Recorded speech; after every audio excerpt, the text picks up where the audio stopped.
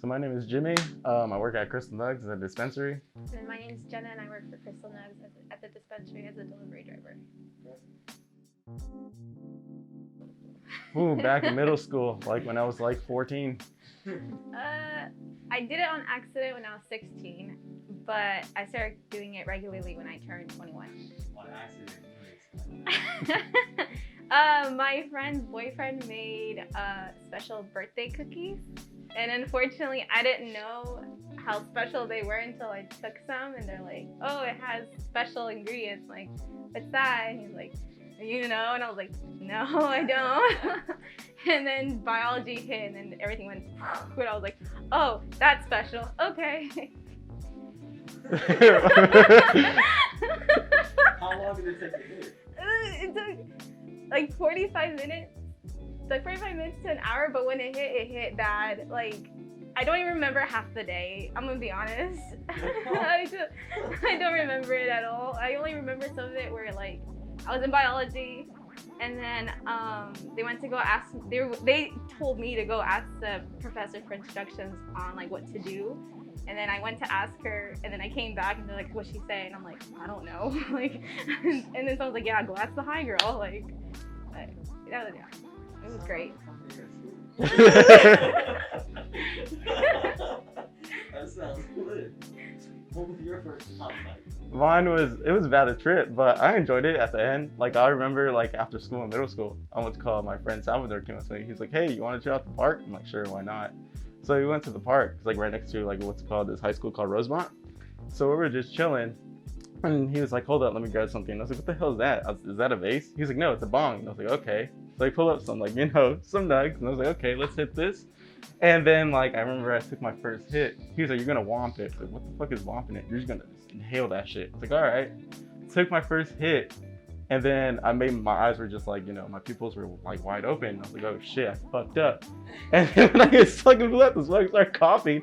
And then out of nowhere, he started dying because I grabbed my inhaler. I have asthma. And I was like, and then he was like, you ready to hit another one? I was like, bro, give me a sec. Give me a sec. And then like towards the end, oh my God, I remember we were going back to school. And I was like, shit, I got to text my dad to pick me up. I texted my dad to pick me up. We went to Burger King. So I was like, okay, I was skinny as fuck. So I was like 110 and I don't eat as much. I don't know, we went to Burger King. He was like, what do you want? And I was like, can I get 2 number 2s and then like a milkshake and then a cookie? My dad was like, what the fuck happened to this dude? I was like, I'm like hungry. Once I ate and snacked, I got home. My sister was like, dude, you look so tired. I was like, I'm gonna go to bed. She was like, it's only like 4 o'clock. What are you going to bed for? I was like, I just need to go to sleep. It's gonna be a year this February. Yeah. I just recently started, so probably like 4 months or like 5. Yeah. Have you been in the industry before this? Or? Mm-hmm. Me, yes. I worked at, what's it called? What's that one place? Oh, Vibes? Okay. Yeah, I worked at that, the Power End. Only worked there for like, Yeah. only worked there for 4 months and then I just like left. It's great because I used to work at retail, so in retail it's very rapid, fast, very stressful. And so when I came here, I was expecting the same thing because it's still similar to a retail environment. But as I like the first 2 weeks, like I just started like being like, oh, is this how it really is? Like, because it's relaxing. It's like a second hobby. It's like I go to when I used to work at retail, I'll be like, go to work. I come here, I'm just like, oh, I'm just gonna chill. Like it's just a chill environment where you're like, crap, this is like the best job I've ever had. For me, it's like so different environment, like she said, but mine's like I did sales so many times, so it's kind of stressful. I worked at T-Mobile, worked at Verizon, worked at like a gym. So like we're constantly like, you know, pushing numbers. So when Jesse, one of my friends, like he recommended me going for like cannabis. He's like, hey, you want to work as a delivery driver? I'm like, dude, I'm done with sales. Fuck it, why not? I need something chill.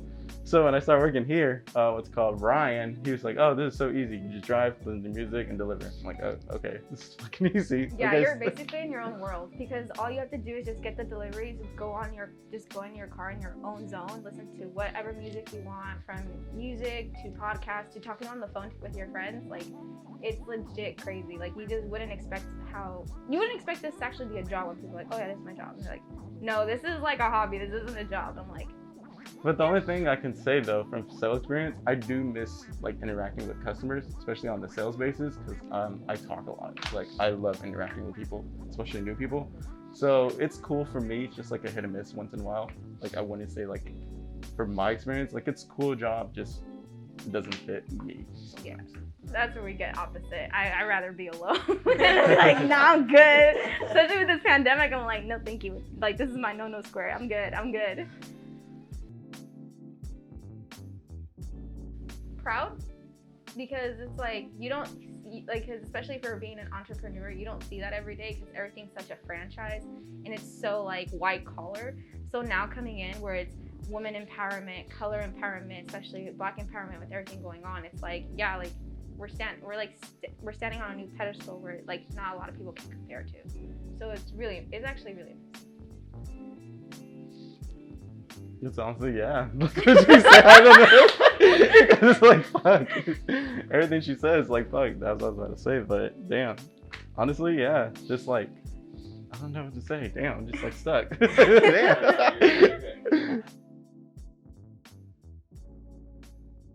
It feels good because it's like like how Maisha says, like we're bringing our own uniqueness to it, like we're being our own individual selves so that no one else can compare. Especially having an ethnic background, we have more culture diverse that we can bring into than as a white collar where they would be like, oh, business here, business there. But it's like, okay, that's cool, but what's your pizzazz into it? For us, we were able to have difference. We, like, for example, I'm Mexican. I can spice it up in my own way if I wanted to.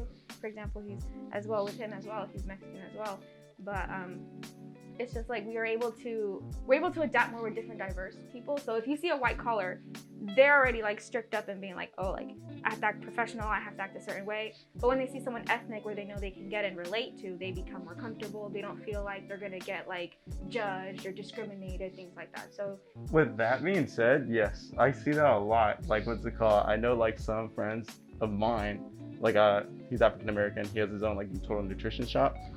In El Dorado Hills, he always get judged just because he's like, oh, he's like, why did you like, what's it called? You dress up like, can I cuss? So pretty much he was like, you dress up like shit. Like you're always like in sweatpants and everything while I'm looking professional.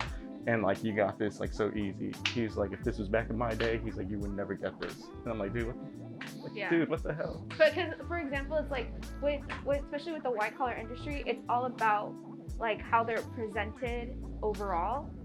With us, it's like, we already have like a stereotype in the background, but we have character that makes it so different. So like, for example, like I may be like a brown girl, like a Latina, but once you hear me talk, you're just like, oh crap, there's more to what meets the eye.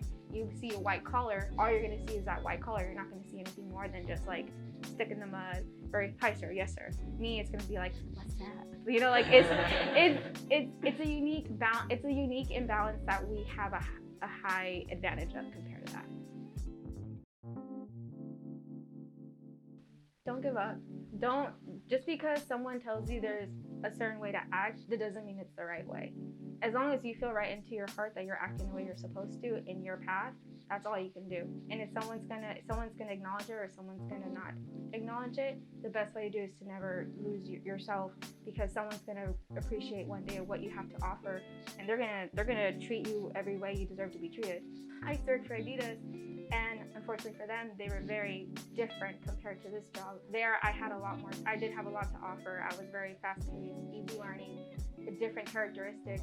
Unfortunately, they didn't know how to correlate with my characteristics, so there was a lot of bump in the head.